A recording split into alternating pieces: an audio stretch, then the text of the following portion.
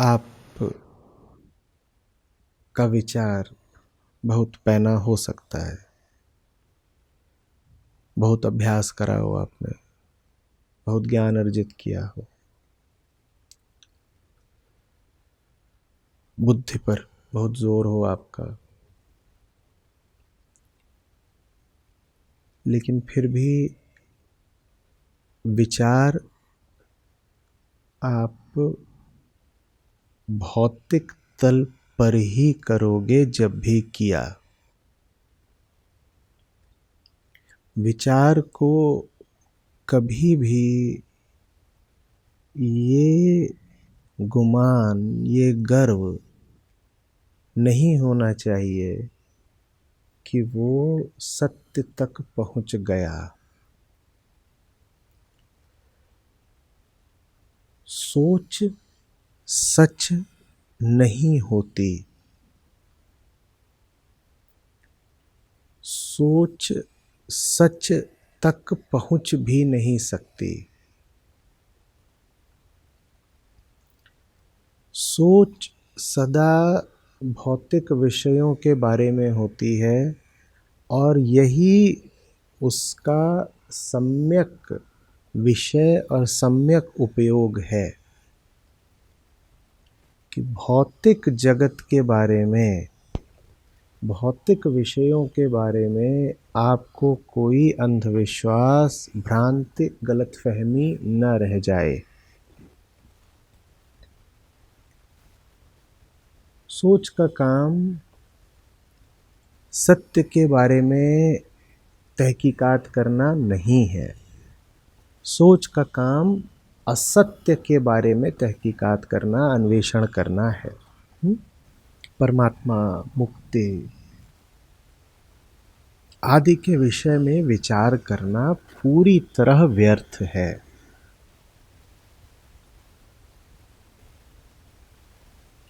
अंतिम क्या है या प्रथम क्या है, आधारभूत क्या है या आकाशीय क्या है, इन विषयों पर बस मौन हो जाना चाहिए, क्योंकि ये चिंतन के विषय हैं ही नहीं।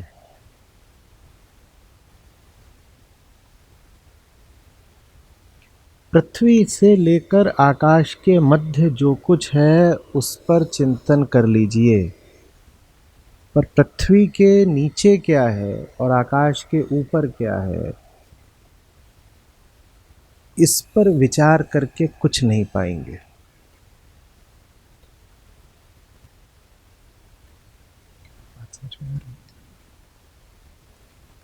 ये बात किसको संबोधित करके कही जा रही है? अहम को। क्यों कही जा रही है?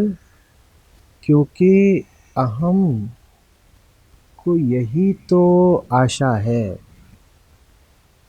कि वो जैसा है वैसा ही रहते हुए या थोड़ा बेहतर होकर, संशोधित होकर वो सच तक पहुंच जाएगा। चलो भाई, सच ऊंची बात है तो उसको पाने के लिए अहम रूप, रंग, कपड़े भी बदलने को तैयार हो जाता है। बताओ, नया आवरण कौन सा पहनना है? बताओ, नई भाषा कौन सी बोलनी है? बताओ, कौन सी नई विचारधारा पकड़नी है? बताओ, किन किन तरीकों से बदलना है? हम बदलने को तैयार हैं, लेकिन हम शर्त यही रख रहे हैं कि हम बने रहेंगे। बदलने को तैयार हैं, बशर्ते हमें बने रहने की सहूलियत हो। हम बने रहेंगे और हमारी उम्मीद यही है कि बने रहते हुए हम उस अंतिम बिंदु तक पहुंच जाएंगे। अपना केंद्र, अपना मूल नहीं छोड़ेंगे। बाहर बाहर जो बदलाव लाने हैं आप बताइए, हमें स्वीकार है, ऐसा अहम का कथन रहता है। मैं के आगे क्या लगाना है वो बदलने को तैयार है, पर जो कुछ भी लगा है आगे उसके पीछे तो मैं ही रहेगा। मैं अज्ञानी, बदल दूंगा, मैं ज्ञानी, पर ज्ञान के पीछे भी रहेगा मैं ही। मैं वाचाल, मैं मूक, पर वाचाल हूं, बातों नहीं कि मूक हूं, चुप मौन। शब्दों के पीछे भी क्या था? मैं। मौन के पीछे भी क्या है? मैं। यही मैं की शर्त है, यही अहम कहता है। बोलता है बताओ क्या करना है। शर्ट उतार के कुर्ता पहनना, पहन लेंगे। लंबे बाल कटा करके छोटे कर लेंगे। एक देश से दूसरे देश चले जाएंगे। एक भाषा से दूसरी भाषा बोल देंगे। ये सब कर देंगे, लेकिन वो करने को मत कहना जिसमें कुछ करने के लिए हम ही नहीं बचेंगे। वो नहीं मानेंगे। तो उपनिषदों का पूरा जोर अहम को उसकी सीमा बताने पर है। कहने को ब्रह्म विद्या है उपनिषदों का प्रतिपाद्य विषय, लेकिन वास्तव में सारी बात लगातार अहंकार से हो रही है और अहंकार की हो रही है। ब्रह्म की बात क्यों नहीं हो रही? उसी में तो मजा आता है, वही अहंकार चाहता है। ब्रह्म के बारे में बताओ, ब्रह्म के बारे में बताओ। शिष्य बैठे हुए हैं सामने, वो कुलबुलाने लगते हैं, कहते हैं नहीं इधर उधर की बात मत करिए, आप सीधे ब्रह्म के बारे में बताइए, जिसको परमात्मा बोलते हैं, जिसको परमेश्वर बोलते हैं, उसके बारे में बताइए। तो ऋषि मुस्कुराते हैं भीतर ही और कहते हैं ठीक है ब्रह्म के बारे में बताऊंगा, पर ऐसा बताऊंगा कि कोई बात नहीं कर पाओगे। तो मैं कहूंगा ब्रह्म वो है जो सूक्ष्म से भी सूक्ष्म है। लो करो बात।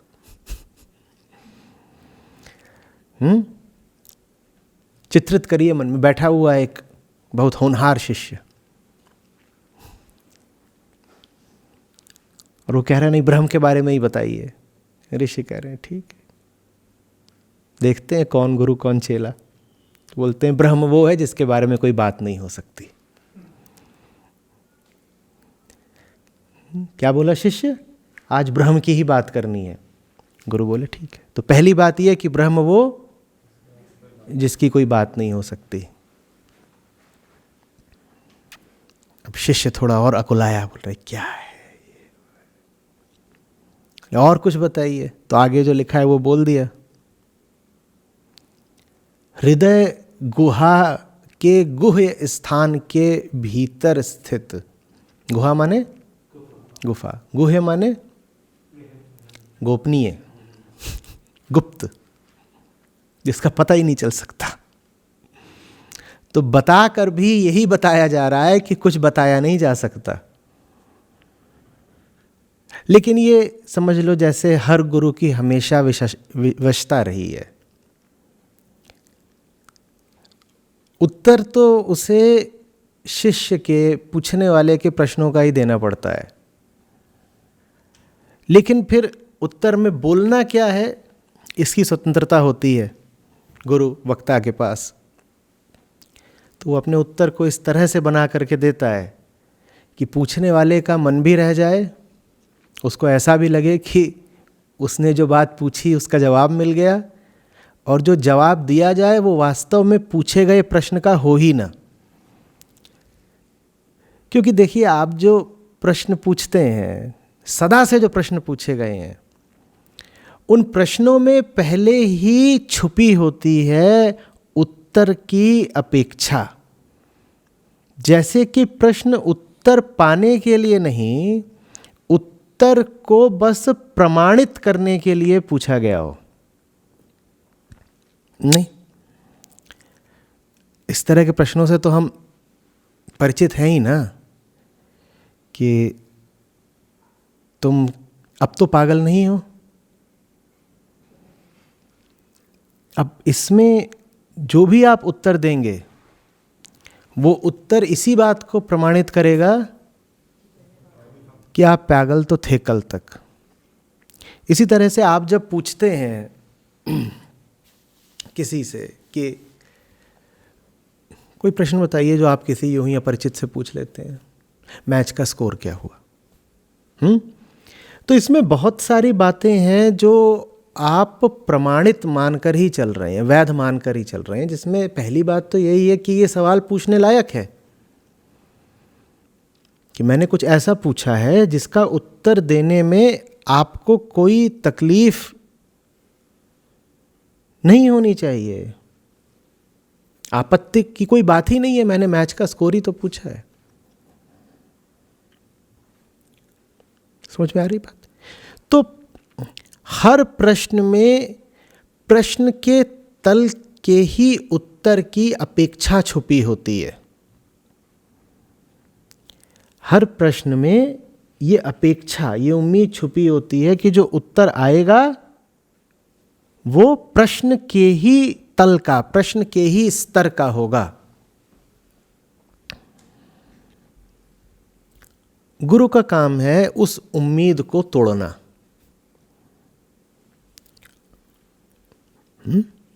इतना वो कर देता है कि जो प्रश्न पूछा गया उसको स्वीकार कर लेगा, कहेगा ठीक है प्रश्न आया उत्तर दूंगा, लेकिन उत्तर उसी तल में नहीं दूंगा जिस तल पर तुम उत्तर की उम्मीद कर रहे हो। उत्तर कहीं और का आएगा। सवाल तुम्हारे, जवाब हमारे। सवाल पूछने का अधिकार तुम्हें है, तुम पूछो अपने हिसाब से, जवाब देंगे हम अपने हिसाब से। जैसे हम तुमसे ये नहीं कह सकते कि ये क्या तुमने मूढ़ता का प्रश्न पूछा है, वैसे ही तुम भी फिर हमें पूरी छूट दो कि जवाब हम जहां का देना चाहेंगे वहां का देंगे। और यही विधि रही है वार्ता की, संवाद की, हमेशा से। उपनिषदों में भी यही पाई जाती है। समझ में आ रही बात? तो उत्तर हमेशा ऐसा होता है जो शिष्य की अपेक्षा से आगे का हो। यही बात शिष्य को थोड़ा सा बौखलाती भी है और यही बात उसके काम भी आती है। अगर शिष्य योग्य है, काबिल है तो, और अगर शिष्य काबिल नहीं है तो वो पहले ही मन बना करके सवाल पूछता है कि उसे जवाब कैसा चाहिए। और गुरु भी अगर काबिल नहीं है तो वो बिल्कुल वैसा ही जवाब दे देगा जैसे कि शिष्य को आशा है। और फिर दोनों की परस्पर जोड़ी बन जाती है, दोनों एक दूसरे को धोखा देने का खेल खेलते हैं।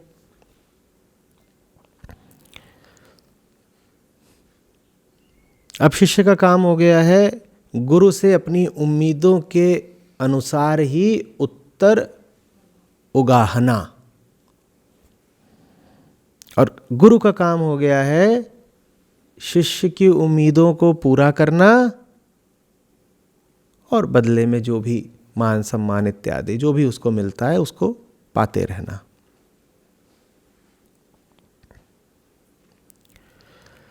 समझ में आ रही है बात?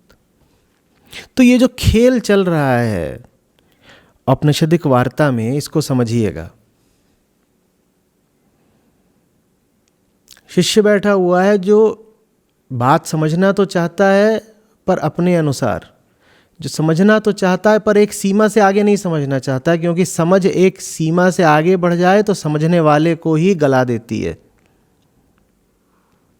तो शिष्य बैठा हुआ है और बहुत सुयोग्य शिष्य है, वो बहुत सुयोग्य है, अन्यथा वो श्वेताश्वतर ऋषि के पास आता नहीं। बहुत सुयोग्य होकर भी है तो वो शिष्य ही ना।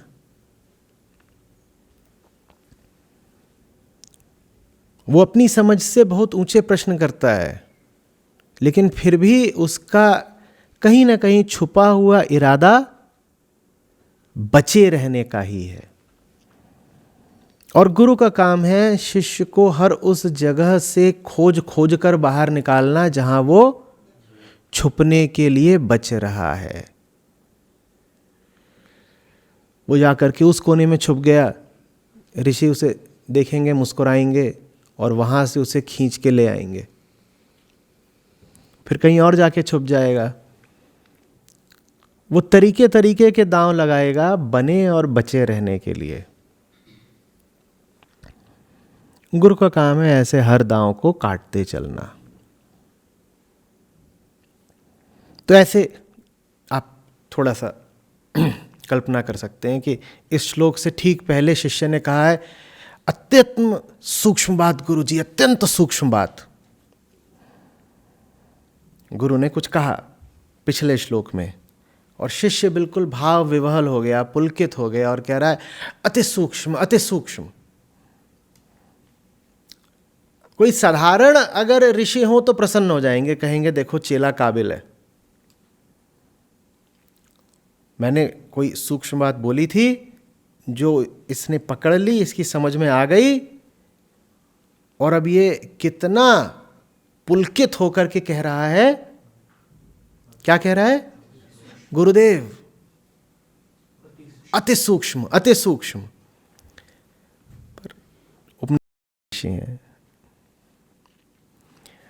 वो कह रहे हैं कि अगर ये कह रहा है गुरुदेव अति सूक्ष्म, अति सूक्ष्म, तो इसमें इसका अहंकार झलक रहा है।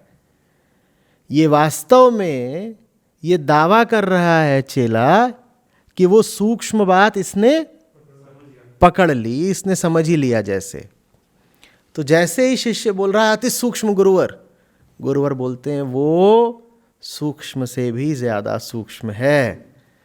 लड़के शांत बैठ, अभी समझ में नहीं आया। तो ये खेल चल रहा है सांप सीढ़ी का।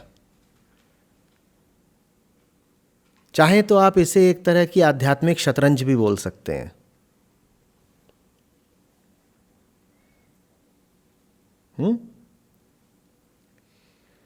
को समझ में आ रही है बात? दुनिया की सबसे बड़ी लड़ाई ऐसे लड़ी जाती है। वो लड़ाइयाँ तो ठीक हैं जो मैदानों पर लड़ी जा रही हैं, उसमें बंदूकें चल रही हैं, तोपें चल रही हैं। उसमें चोट अगर लगती भी है तो कहाँ लगती है? शरीर पर लगती है। और अहंकार इतनी ज़बरदस्त चीज़ होता है कि वो खुद को बचाने के लिए शरीर पर चोट झेल सकता है। देखा है ना, लोग अपने अहम की खातिर अपने शरीर का भी नाश करवाने को तैयार हो जाते हैं। असली लड़ाई यहां चल रही है। यहां सीधे मैं के अस्तित्व पर चोट करी जा रही है, मैं के शरीर पर नहीं। शरीर तो ऊपर नीचे होते रहते हैं, मैं की हस्ती पर ही चोट करी जा रही है। ये गुरु और शिष्य आपस में दांव खेल रहे हैं। ये असली लड़ाई है, असली युद्ध है। और शिष्य की भी प्रशंसा करनी पड़ेगी कि वो झेले जा रहा है, झेले जा रहा है। थोड़ा बहुत तो उसे भी दिख रहा है कि गुरु से धीरे धीरे घसीट कर एक आंतरिक अनस्तित्व की ओर, एक आंतरिक मृत्यु या मुक्ति की ओर ले जा रहे हैं। भनक तो उसको लग रही है, लेकिन फिर भी वो उठकर नहीं भाग रहा। गुरु की जब हम स्तुति करें तो साथ में ऐसे शिष्य की प्रशंसा भी बहुत ज़रूरी है, जो जानते बूझते या कम से कम थोड़ी भनक लगते हुए भी मिटने की ओर सहमत है।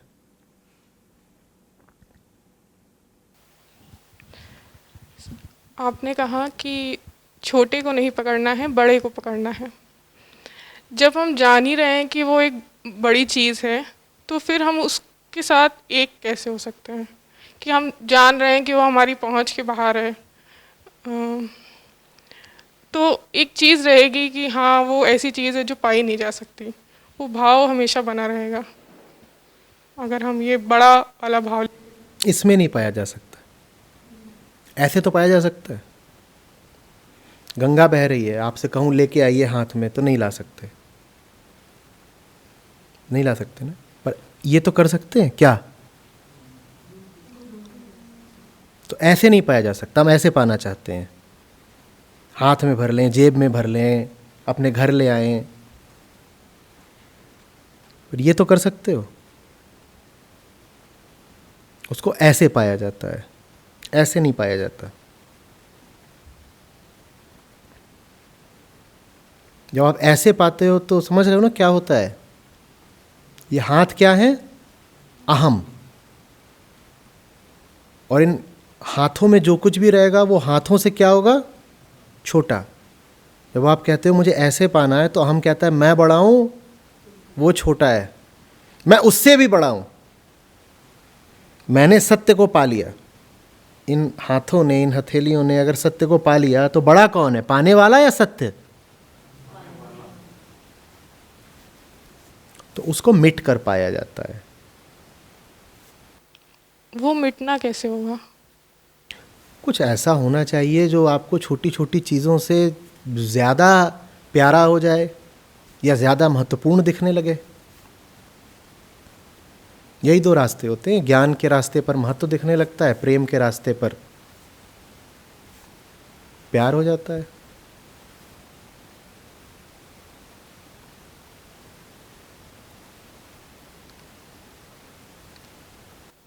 प्यार नहीं मालूम सर।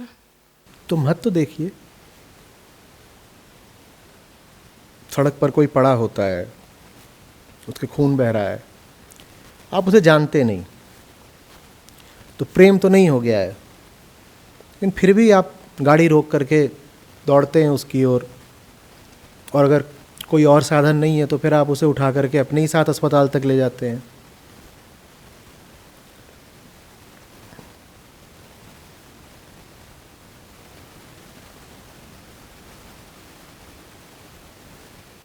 पर फिर भी प्यार चाहिए। अब वो ज़बरदस्ती तो होता नहीं ना। हो गया तो हो गया, और नहीं हुआ तो नहीं हुआ। तो असली चीज़ तब होती है जब जो महत्वपूर्ण है उसी से प्रेम हो जाए। जो महत्वपूर्ण है उसी से प्रेम हो जाए। बस। और प्रेम ऐसे नहीं हो जाए कि हाथों में पालूं। प्रेम ऐसे हो जाए कि चूंकि वो महत्वपूर्ण है, इसलिए वो प्रेम के योग्य है। चूंकि वो महत्वपूर्ण है, सिर्फ इसलिए कि वो महत्वपूर्ण है, सिर्फ उसकी महत्ता से प्रेम है।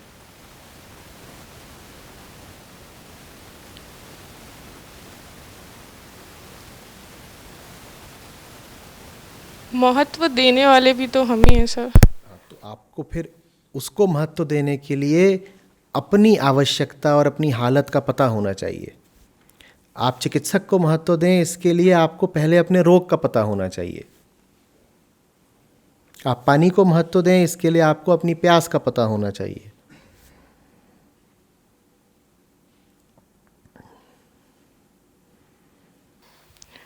तो मतलब महत्व देते देते वो प्यार हो जाता है। और नहीं भी होता तो क्या फ़र्क पड़ता है, महत्व काफ़ी है ना। आज दिवाली है, राम का पूरा जीवन ही क्या था कि जो महत्वपूर्ण है वो करूँगा। उसी को कर्तव्य कहते हैं, उसी को धर्म कहते हैं। राम कृष्ण की तरह के प्रेमी तो नहीं थे। कृष्ण के जीवन को आप प्रेम से संबंधित करके देख लेते हो। राम के जीवन को आप कर्तव्य से संबंधित करके देखते हो ना, मर्यादा, तो वो भी काफी होता है। जान लो कि क्या जरूरी है, वो करते जाओ।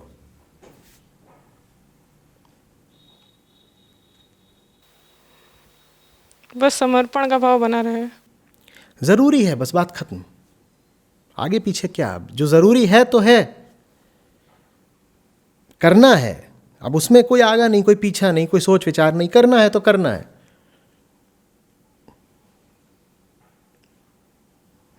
अब प्रश्न ये नहीं है कि करें कि ना करें, अब प्रश्न बस ये है कि कैसे करें। रास्ते निकालो, तरकीब निकालो, शक्ति बढ़ाओ, प्रबंध करो, बुद्धि लगाओ। लेकिन अब इस पर कोई विचार नहीं हो सकता कि करें कि ना करें। राम ने बैठ करके कभी ये विचार करा होगा कि रावण से संधि ही क्यों ना कर लें, या युद्ध करें? क्या बोलते हो भाई? या आधा आधा का कुछ कर लें कि देखो सीता तुम लौटा दो और बाकी तुम्हारी जो भी शर्तें हैं माने लेते हैं। कुछ नहीं, करना है तो करना है, और जो करना है उससे प्यार हो जाए तो अच्छी बात, नहीं भी हो रहा तो भी करना है। ये इंतज़ार करते बैठे रह गए कि अब कुछ दिल सा नहीं लगता, काम तो ज़रूरी है पर उसमें दिल नहीं लगता, तो बड़ी गड़बड़ हो जानी है। दिल विल एक तरफ, ज़रूरी है ना तो करो।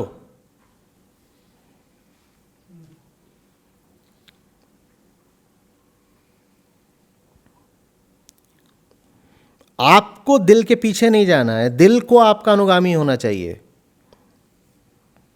जो सही है उसमें दिल को लगाओ, जिसमें दिल लग गया है उसके पीछे मत जाओ। हमारी जिंदगी लेकिन ऐसे ही चलती है, ये मनचला दिल कहीं भी जाकर के लग जाता है, और फिर जहां वो लग गया वहीं को हम खींचे चले जाते हैं। मालिक कौन? दिल। ये क्या है? दिल को अपने पीछे रखिए, जो चीज सही है उसमें पकड़ के दिल लगा दीजिए, चल लग।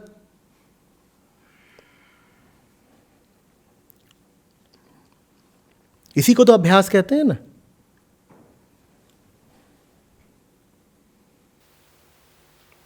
एक प्रश्न और है, सही क्या है अभी तक? है हम गलत हैं, इससे निर्धारित हो जाता है कि सही क्या है। सही क्या है पूछने जाएंगे तो ऐसा लगेगा जैसे सही की खोज चल रही है, गलत वगैरह तो अब कोई मुद्दा ही नहीं है। नहीं, मुद्दा ये नहीं है कि सही क्या है। मुद्दा क्या है? मुद्दा ये है कि हम बहुत गलत हैं, इसीलिए दर्द में हैं। सारा खेल अभी तक क्या समझा रहा था? सच खोजने का नहीं है, सारा खेल झूठ खोजने का है, झूठ को पकड़ना है। सच की खोज जैसा कुछ नहीं होता। मत पूछिए सही क्या है, ये देखिए हम गलत कितने हैं।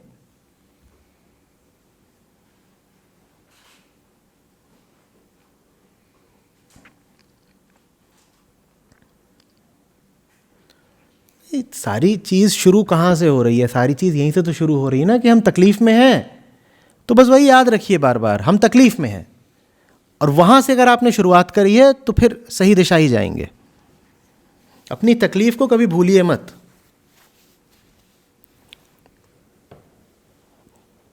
ना अपनी तकलीफ को और ना अपनी संभावना को। लेकिन इन दोनों में भी पहला स्थान मैं तकलीफ को देता हूं, क्योंकि संभावना को लेकर के तो हम कल्पनाएं बहुत कर सकते हैं। तकलीफ हमारा तथ्य है, तकलीफ आज का हमारा जीवित अनुभव है ना।